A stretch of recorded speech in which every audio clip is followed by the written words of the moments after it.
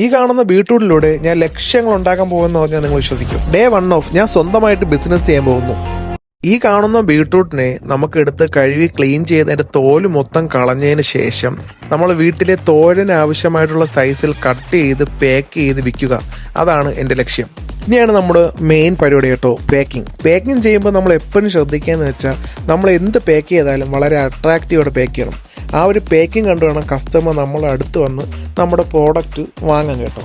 എത്രത്തോളം നന്നായിട്ട് പാക്ക് ചെയ്യുന്നു അത്രത്തോളം നന്നായിട്ട് നമ്മുടെ പ്രോഫിറ്റ് കൂടും.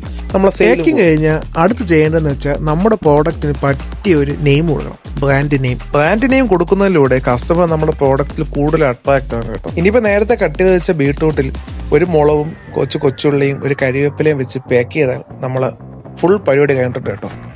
അതിൽ നമ്മുടെ സ്വന്തം ബ്രാൻഡ് നെയിമും കൂടെ ഒട്ടിച്ചാൽ അന്തസ്.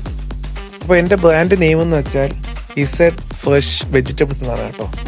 ഇതാണ് ഐറ്റം. ഇത് ചെയ്ത് കഴിയുമ്പോൾ എൻ്റെ മനസ്സിലുണ്ടൊരു സന്തോഷമുണ്ടല്ലോ, അതെനിക്ക് പറഞ്ഞറിയിക്കാനേ പറ്റത്തില്ല. കാരണം എന്ന് വെച്ചാൽ എൻ്റെ ആദ്യത്തെ ബിസിനസ്, എൻ്റെ ആദ്യത്തെ സംരംഭം, അത് ചെയ്താലേ അത് മനസ്സിലാക്കുന്നു. നിങ്ങളുടെ എല്ലാവരെയും സപ്പോർട്ട് ഉണ്ടെങ്കിലേ എനിക്കിത് മുന്നോട്ട് കൊണ്ടുപോകാൻ പറ്റത്തുള്ളൂ. നിങ്ങൾക്കിത് ആവശ്യമുണ്ടെങ്കിൽ ഡയറക്റ്റായിട്ട് എനിക്ക് ഇൻസ്റ്റയിൽ മെസ്സേജ് അയച്ചാൽ മതി. ഞാൻ നിങ്ങൾക്ക് വീട്ടിലെത്തിച്ചു തരാം. അപ്പോൾ അതിൻ്റെ സംവിധാനങ്ങളില്ല, ഉടനെ തുടങ്ങുന്നതായിരിക്കും. അപ്പോൾ ഓക്കെ, ബൈ ഗായ്സ്.